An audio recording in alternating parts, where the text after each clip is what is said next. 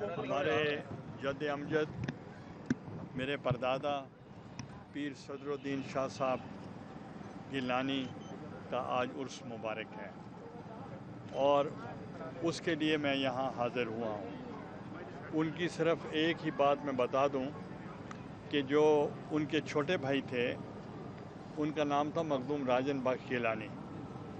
وہ Indian assembly کے he was known as father of the Indian assembly, اور ان کی جو وفات ہوئی وہ 10 محرم اور 1936 میں ہوئی۔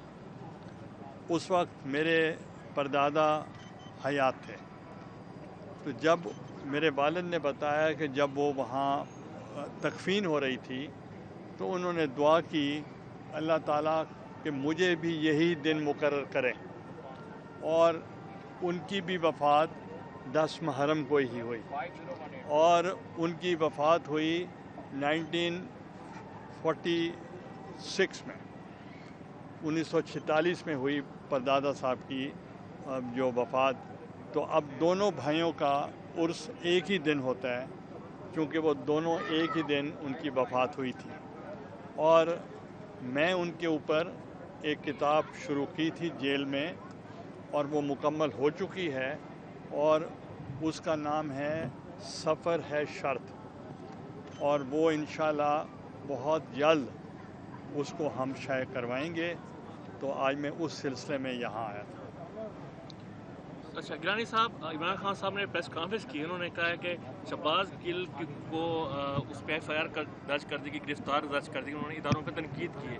اس سے پہلے بھی آصف علی زرداری، نواز شریف، مولانا فضل الرحمان بھی اداروں پہ تنقید کرتے رہے ہیں، ان پہ کسی قسم کا آج تک کوئی کارروائی نہیں کی کہ یہ انتقامی سیاست نہیں کی جا رہی؟ دیکھیں، انتقامی سیاست آپ تو کہہ بھی نہیں سکتے۔ مجھے یہ بتائیں کہ جب جلسہ ہم نے کیا تھا یوم تاسیس کے موقع پر، اور پی ڈی ایم کا جلسہ کیا تھا ملتان میں، تو اس وقت تمام راستے بند تھے، ٹرانسپورٹ بند تھی، اور کیٹررز بند تھے، جو جنریٹرز تھے ان پہ پابندی تھی، اور جو ہمارے ٹرک تیار تھے ان کو انہوں نے اپنے حوالے کر لیا پولیس نے، اور یہاں جو قلعہ کونا قاسم باغ کو سیل کر دیا گیا، اور کوئی لائٹ نہیں تھی، کوئی کرسی نہیں تھی، اور بلکہ ایک آرڈر نکل آیا کہ جو بھی اگر کوئی سیاسی سرگرمی میں پایا گیا تو اس کو 10 لاکھ جرمانہ ہوگا۔ یہ مطلب میں سمجھتا ہوں کہ یہ بہت ہی ان کو اب یاد آنا چاہیے۔ اور میرے دونوں بیٹے جیل میں تھے، اور ہم کر کیا رہے تھے؟ یوم تاسیس پاکستان پیپلز پارٹی کی under the leadership of P D M ہم منا رہے تھے، اور انہوں نے پابندیاں لگائی ہوئی تھیں۔ تو آج یہ جمہوریت کی بات کرتے ہیں تو میرے خیال ان کو یہ جمہوریت کی بات نہیں کرنی چاہیے۔ گیلانی صاحب، آپ نہیں سمجھتے کہ حالات کشیدہ ہوتے جا رہے ہیں؟ اگر یہ صورتحال جاری رہی تو مطلب سیاستدان اگر مل کے بیٹھ کے کوئی درمیانہ رائے عمل طے کر لیں؟ یہ بتائیں، جب مجھے نکالا تھا پھر سیاستدان اکٹھے بیٹھے تھے؟ یہ بتائیں، جب نواز شریف صاحب کو نکالا گیا تو اس وقت سیاستدان بیٹھے تھے؟ ان کو عین جمہوری طریقے کے ساتھ عدم اعتماد کے ذریعے ہٹایا گیا۔ ان کے 3 سال میں 2 دفعہ عدم اعتماد ہوا۔ ایک جب میں کامیاب ہوا تو صدر پاکستان نے کہا کہ you have lost the majority, آپ ووٹ آف کانفیڈنس لیں، اور پھر اس کے 2 سال کے بعد ان کے پھر نو کانفیڈنس ہوا۔ یہ پاکستان کی تاریخ میں اگر 75 سال میں کوئی نو کانفیڈنس کامیاب ہوا تو وہ صرف یہی ہوا۔ تو آپ کیا سمجھتے ہیں کہ بھٹو صاحب یا دوسرے ان کو کوئی مدد کرتا تھا؟ وہ بھی تو اگر ان کے اوپر ان کو پھانسی دی گئی، جس کو ہم آج بھی نہیں مانتے، اور ہم کہتے ہیں یہ عدالتی قتل ہے، اور ریفرنس بھی ہم نے بھیجا ہوا ہے، اس کا فیصلہ بھی ابھی تک نہیں آیا۔ اور اگر ان کو نکالا گیا تو اتنا شور شرابہ ہو رہا ہے۔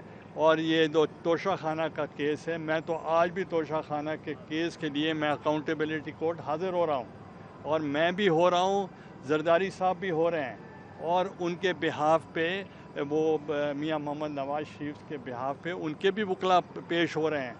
ان کے اوپر تو کوئی کیس نہیں بنا۔ تو اب جب میں ڈسکوالیفائی ہوا تو جس جج نے ڈسکوالیفائی میرے اوپر کیا ڈسکوالیفیکیشن، میں آج بھی ان کی خوشی غمی میں جاتا ہوں، میں نے کوئی پرسنل نہیں لیا۔ تو اس لیے الیکشن کرانا یہ الیکشن کمیشن کا کام ہے یا حکومت کا کام ہے. اب یہ نہیں کہ اگر یہ وزیر اعظم نہیں رہے تو الیکشن کرا دیں ملک میں، وہ ان کے کہنے پہ کچھ نہیں ہوگا.